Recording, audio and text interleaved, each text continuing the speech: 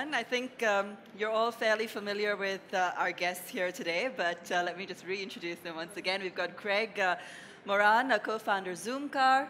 We've got Saurabh Kochhar, co-founder and CBO Foodpanda, and of course Abhiraj Bhal, co-founder at UrbanClap. Thanks so much for being with us. This is a particular segment that has really seen a lot of turmoil over the last year. We've, in fact, as one of you called it, seen a bloodbath, literally, in 2015. So to start off with, I really want to get a sense of what some of the realizations were. I mean, you're some of the last men standing in some of these industries. So, let me start off with you, Abhiraj. What was the key takeaway as we head into 2016? What would you keep in mind? Sure. Thanks a lot, Abha. Thanks for having me. I think 2015 overall, the way I look at it, and even when we started the year, what I told my team members was, just look at it as the first 500 meters of a marathon. It's important to get out of the pack in the first 500 meters, otherwise you'll get trampled. But thereafter, the real race starts, right? And it's up to you to pace yourself, build a sustainable, long-lasting company. Now, the thing with at least our space, local services, is that it just takes you 10 plumbers, 10 beauticians, and 10 electricians to bring together, put up a website, and boom, you're a startup. But the real challenges start therein. Right. Are you able to scale with demand? Are you able to deliver a high quality experience? Do you have depth of integration with your supply in terms of technology, in terms of empowering them as micro entrepreneurs?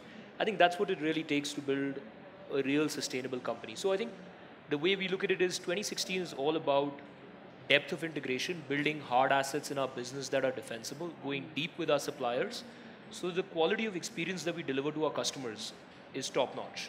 Okay. All right. How much, Saurabh, does it also have to do with perhaps too much funding? Was that the problem last year?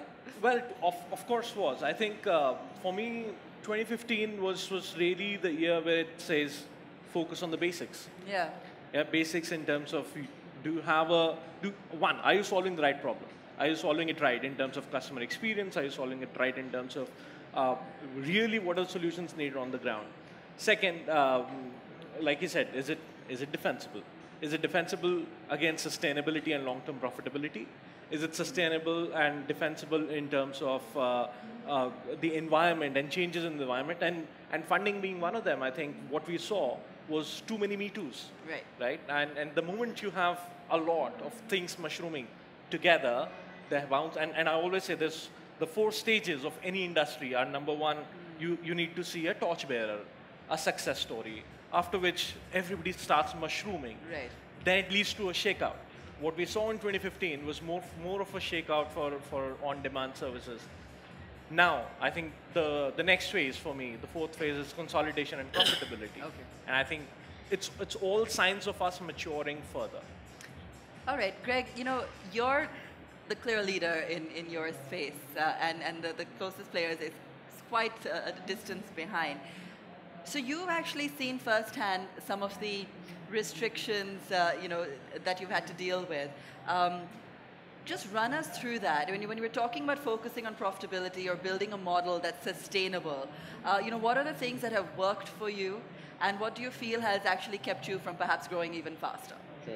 Well, I think to start off, we've always been one to really think about being very, very lean in our cost structure. And I think that as we came up, actually operating in the self-drive rental space, early on, there were a lot of regulatory restrictions that enabled us, or actually in some ways prevented us from doing things the way we would have liked in terms of supply acquisition.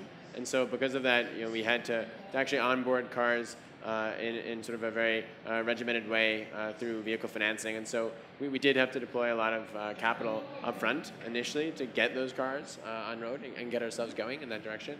And so because of that, we had to be very, very mindful of what we were doing always on the cost side. And that's something which really, really helped us to scale efficiently. And we were never a company that kind of burned a lot in terms of customer acquisition or about really over-hiring, let's say, on the engineering side. We wanted to stay lean and modest. But now, as we've come along, a lot of those restrictions actually eased in terms of how we can think about our supply acquisition. And so that's enabled us to now grow in I think, even more efficient way. And so staying laser focused on that for us has helped a lot. Right. And I want to get your sense on that too, because as Greg just mentioned, the demand side story is fairly intact, and I don't think there's any question on that. But is the challenge on the supply side, and how much of a challenge is that? Yeah, I think for us, like, our entire challenge is on the supply side. Right. Overall, the quality of service professionals in this country, we've come to realize over the last year and a half, it's good, but it can be far better. Which means their professionalism, their on-time arrival, their adherence to standardized pricing, like all of those simple things that one expects is, something that we have to invest in. A shallow marketplace model where you're aggregating supply does not work. You have to go really deep and start empowering those suppliers as micro entrepreneurs, not just in terms of demand, but in terms of training, in terms of, let's say, their payment systems, everything. And see, I think one of the important things is Uber has basically, spoiled all of us for a very, very good customer experience, right? You push a button and the car arrives. That's now the customer experience that the customer expects for all on-demand services, whether it's a plumber, whether it's a yoga teacher, whether it's a food delivery, whether it's a Zoomcar. And therefore, I think the time window that we have as startups to actually deliver that high-quality experience is narrow. You cannot say, hey, I want 5 years to get to where Uber is today in order to build that customer experience. So it has to start from supply first. Okay. So, and what kind of role does technology play in that as well, sir? Sorry? Technology as well. Yes. Yeah. I think one of the biggest things where we found issues was a lot of supply side was not technologically, fully up the curve. And we had to do a lot of coaching. We had to do a lot of, hand-holding for these guys. When we got the first restaurants on board, we had to sit with them, tell them what internet is. Right. And coming from that today, where 99% of the orders on Foodpanda actually go without manual intervention. Right. So for us, that's been a huge journey, and that's a journey that needs effort on the ground. And I think the thing that people very quickly forget is that building the app or the website is not even the starting point. The real challenge is how do you get the right set of partners, make sure that they are, you have processes that they know clearly how to follow, and then ultimately compliance to those processes. And those are the biggest issues, especially when you're aggregating the unorganized. Food in India is still 80% unorganized of the $300 billion market. Now that is something to do over the next years. So, we've seen a slowdown once in this entire on-demand service industry in the US, for example. What makes us confident that India is going to be a different story? We've already seen the shake-up once, but as we were talking about, now that we're heading into 2016, with fewer players, more consolidation, what makes you confident that the story is going to be different here? So I think one of the great things about India right now is all the macro parameters are still very favorable for a fantastic growth. You talk about internet population, it's ever increasing. You talk about free income, which you ideally want to spend on categories like food or even some services, is increasing. Number of earning members per family are increasing. We are moving more and more towards both husband, wife working, lesser time, thereby also demand much more of online and on-demand services.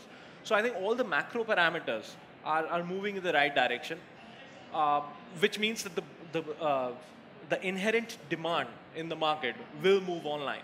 Okay. That said, I think what is needed is finally coming down to the 2-3 players maximum who will take the baton forward and make sure that the customer experience is protected and make sure that the supply side is fully functional. Greg, what do you think? Yeah, no, I would definitely agree with that. And to put a spin on it for our business, I think the customers, when you're thinking about rental, particularly, they're always thinking about, so what other products and features, enhancements can be made to really think about that convenience and flexibility. So I think those are really important things, because when you think about any of our industries, you'll have like local offline players and what they can do. I mean, it's a relationship basis, and then people may feel comfortable doing certain things. But I think ultimately it's about providing some of those other natural enhancements which really make someone sticky and want to come back. And I think that is one thing that we're seeing as we continue to make these investments in certain product enhancements. So certain elements, like for us, it's the opportunity to have a one-way rental experience where you can pick it in some place and drop it in another, or whether it's even kind of revolutionizing the doorstep delivery concept. I think those things are elements which will really ensure that customers are very sticky and come back to your service as you grow. And it really helps with customer acquisition too, because that becomes very viral. Right. Right. So is that something that's going to be critical to building customer acquisition loyalty going forward? The depth of the experience, offering a more detailed or covering all fronts as well? I think so. I think, see, overall, in the services business, our experience has been that Indian customers are very happy to pay. As long as you can offer them value for money and a depth of choice of the services that they can get. It's probably because we are a very get things done economy as opposed to, let's say, the US, which is a do-it-yourself economy. So if I want to hammer a nail in the wall, I'll call a carpenter here, right? Or if I want to teach my kid, I'll call an academic tutor. But I think the expectations are also higher in terms of delivering a high-value service. So in some sense, I feel, at least right now, that if you're too narrow in scope, let's say you only aggregate very basic home repair services, or you only aggregate beauty services, the market is not yet there. In fact, even if you look at e-commerce, right, vertical players have only succeeded in product e-commerce in maybe 2 or 3 segments after all of these years of investment. So I think the first phase for services is about making people comfortable that they can get a high quality, reliable service online. Right, and that journey is going to take 3, 4, 5 years. There is strong inherent demand in the market.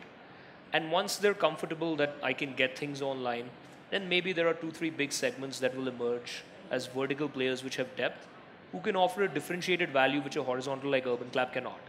But right now, I think it's all about going broad and in certain services having the depth so that customers have a good experience. Okay. I actually have a slightly different point of, not entirely, but I think we always keep thinking 0 and 1 in most of these scenarios, and the answer in 90% of the cases lies somewhere in between. Okay, it's important to have all bases covered, but it's not important to kind of give it to everyone. I think one of the things we have learned is that for us, let's say we also have we have a full stack. We have our own delivery fleet. We have marketplace model. We have marketing support. We have now. In Hindi, I'm not sure how many people understand. We say, "Ganje ko kangi dene ka kya fayda hai?" Right? So the guys who can deliver themselves, right? And those guys who can deliver themselves, you should not be going ahead and giving them the delivery because it's stupid, really. Okay? So it's important to cover bases, but know what to take out when. Yep. So for me, it's more of a hybrid model, which is needed for now because, like I said, different people are at different level of the evolution curve, especially on the technology side. And you have to make sure that each one is getting the right kind of support and only what is needed. Yeah. Okay. The hybrid model seems to work pretty well. Craig, I'm sure you also have a view on that. Yeah, I think for us, the hybrid model is particularly salient because we actually, for us, sort of fundamentally, the core part of the customer experience in many instances, it's not really the booking, it's actually getting in and out of the vehicle. So you were really hyper-local, thinking about the last mile. So we give people the option of getting a car delivered right at their doorstep or going to one of our convenience stations. And so that in and of itself is certainly a hybridization. And we have to have a very robust back end to actually coordinate and make sure that there's no dips in the customer experience, because what we realized in one area for us that we track relentlessly as a metric is so the time from when a customer actually arrives at a site, which we can measure, and then actually the time he actually drives off from that location, and just to make sure that it's a very, very seamless handover, because there can be so much in the way of friction, and a lot of our smaller players, smaller competitors, and some of the predecessors to us really didn't focus on that. But we realized is that particularly when you think about at the end of a booking, if someone is going out of station for say 2 days, 3 days, and then he comes back and then has like a 30-minute experience when he drops off his car, well, that's pretty horrible. I mean, if you're there with your family, you're there with maybe your elderly mother or father, who knows. But the chances of that customer giving you a really high CSAT and coming back to your service then is severely diminished. So I think it's important to think about those elements. So what are some of the other trends that you see emerging? We've talked about consolidation, we've talked about further focus on profitability and sustainability, but in terms of the industry as well, any other key trends you see emerging going forward this year? You know, as consumers, we always wonder on the pricing front, that will we still see this cutthroat, you know, pricing and, you know, best possible available deals? You know, with fewer players, do you see that changing? Do you see more pricing power for you guys? So I think one of the things that I do very systematically is look at different customer cohorts. And, you know, let's say some customers who we got through discounting, see how much they're repeating as opposed to others. I am convinced that customers who come in because of discounts just don't repeat. At least on UrbanClap, we've seen it.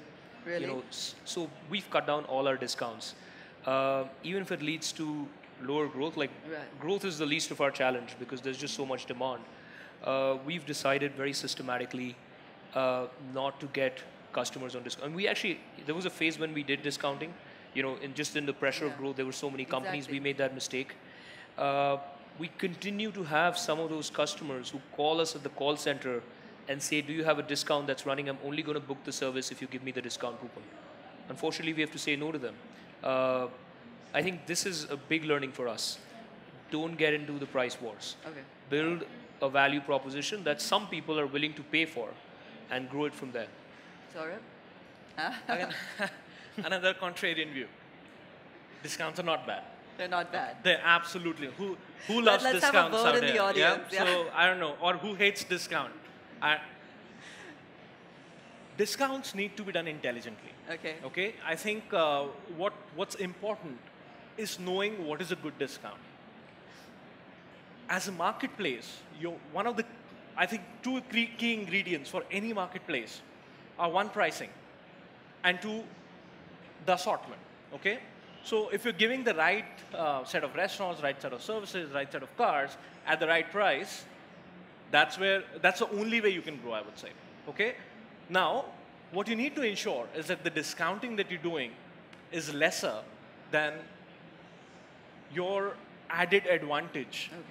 For a restaurant, about 30 to 40% of their revenues goes into marketing. Another 10 to 15% goes into delivery. And rent and utilities are another 15 to 20%, which is a static amount generally, right? So if you get more turns out of the kitchen, you save more. So this is the 60% that we hit directly. Because we are getting them customers at no extra marketing cost and also handling logistics. So if part of this, let's say 10 to 20%, goes to the customers, I think that's the only way the entire ecosystem can grow. Okay? But yes, it has to be done intelligently and where it makes sense. It cannot be that I'm earning 5% and I'm giving you 25%. Yep. So I think that's, which is why I keep saying discounts are not bad. They just need to be done in a more sustainable fashion and intelligent fashion. Okay, Greg, you have the winning vote here now. Yeah, I would side a little bit here on this view because I think, certainly we actually don't do much discounting at all, but I think you can certainly have strategic targeted discounts that are meaningful. And I think one thing that you want to always try to do as a marketeer is make your discounts very viral. So don't be like, oh, I'm going to give you 15% off. Do something really funky, really sort of messed up where people are just like, whoa, what is that, right? And so we've done that a lot in the past. But I think what really is important here is to think about the lifetime value of that customer. So if you have to go out and you give a 25, 30% discount, 50% discount, it actually is not necessarily the end of the world because if you can actually retain that customer and get the customer back through the door in a certain way, it actually doesn't matter, right? Because you're thinking about monetizing that customer over X many months, X many years. So that's what a lot of young entrepreneurs maybe don't realize when they're thinking about it, but it's important. All right, so lots of interesting trends to take forward into 2016. Gentlemen, thank you so much, and thank you all for listening. Thank you.